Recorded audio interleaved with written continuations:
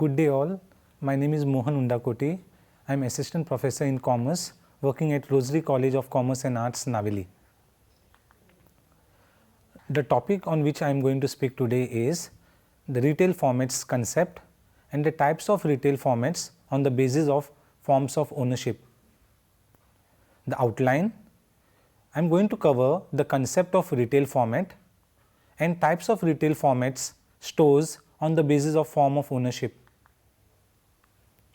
Here the students are going to learn the concept of retail format and also list down the types of retail formats on the basis of form of ownership with examples. Now, what is retail format? It is the basic structure of a retail business. Now, it is the building, the store, the showroom which the consumers see when they go for buying. Now, it is conceived, designed and developed to cater the needs of the end users. Now, retail formats are of different types. This retail format is the interface between a retailer and the customer. It is the business model of the retailer.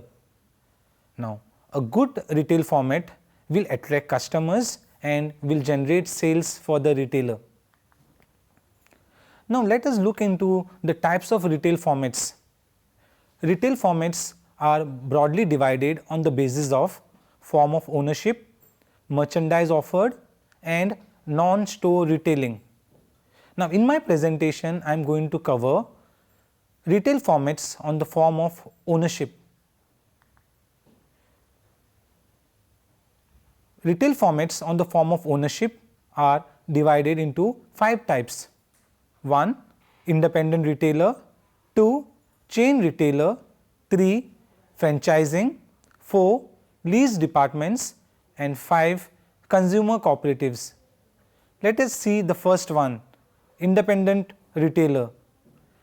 Now, independent retailer is mostly owned and managed by one person. Generally, they operate one outlet and it is mostly small in size. Now, independent retailers are found in all lines of trade and in all communities, whether it is Marwaris, Gujaratis, Baniyas or you name any other community, you will find independent retailers. Usually these retailers, they are run by family members and they are run from generation to generation. Now, independent retailers are the oldest forms of retailing. It is also part of unorganized retailing. They offer personalized service, a convenient location and they maintain a very close customer contact.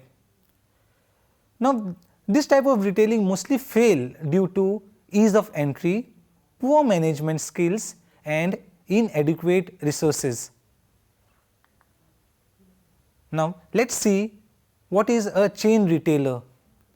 Chain retailer is a part of organized retailing and it originated in America. It is a network of branches which is owned and managed by a corporate organization.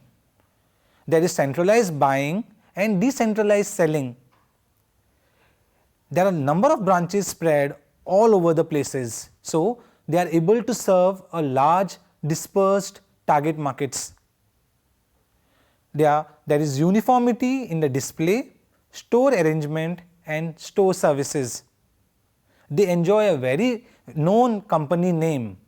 Now, some of the examples of chain retailers are Baskin & Robbins, Mondelez, Hotel Leela, Holiday Inns, Dr. Batra's Clinic, Hot Chips, etc. Okay, third one is franchising. It is a contractual arrangement between a franchisor and a franchisee. Now, let us understand who is a franchisor. A franchisor is the owner of a business, one who grants license to somebody to use his brand name for a fee. Now, they also assist the franchises in setting up store, in advertising the product and they also provide management training to the franchisee's employees. They also monitor the quality of services provided by the franchises because they have to maintain the quality. Now, who is a franchisee? A franchisee is a person who purchases franchise to use the know-how, business model, brand name from the franchisor. They pay a lump sum and a royalty on sales to the franchisor, and they have to also comply with the franchise agreement. Now, some of the examples of franchising business are McDonald's, Pizza Hut, Domino's Pizza, Cafe Coffee Day, to name a few. Now, let us see what are lease department stores. Now, lease department store is a section in a retail store which is given on rental basis. Now, it is also called as shop in shop or store in store. There are two parties, one the lessor and the second person is the lessee. Now, there is a contract signed between both these parties, that is the lessor and the lessee, and this contract clearly states down the terms and conditions of the contract. Now, there are operating and administrative restrictions on the lessee. Now, let us see what are consumer cooperatives. It is a voluntary association which is owned and managed by the consumers. It is registered under the Cooperative Societies Act of 1912. It protects the interests of the general consumers. These cooperative societies, they purchase goods in bulk, they avail discount from the sellers, and this benefit is passed on to the consumers who are the members of the cooperative society. This cooperative societies also eliminates middlemen. Therefore, the benefit is directly passed from the seller to the consumers. Now, the products available at these cooperative societies are at reasonable price because they are purchased in bulk and the discount is then made available to the consumers.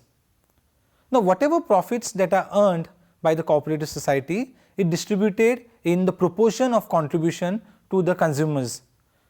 Some of the examples of cooperative societies are Sarkari Bhandar, Bardes Bazar Consumer Cooperative Society, the Old Goa Consumer Cooperative Society, etc. Now, some books which I have referred for this module are named below. Thank you.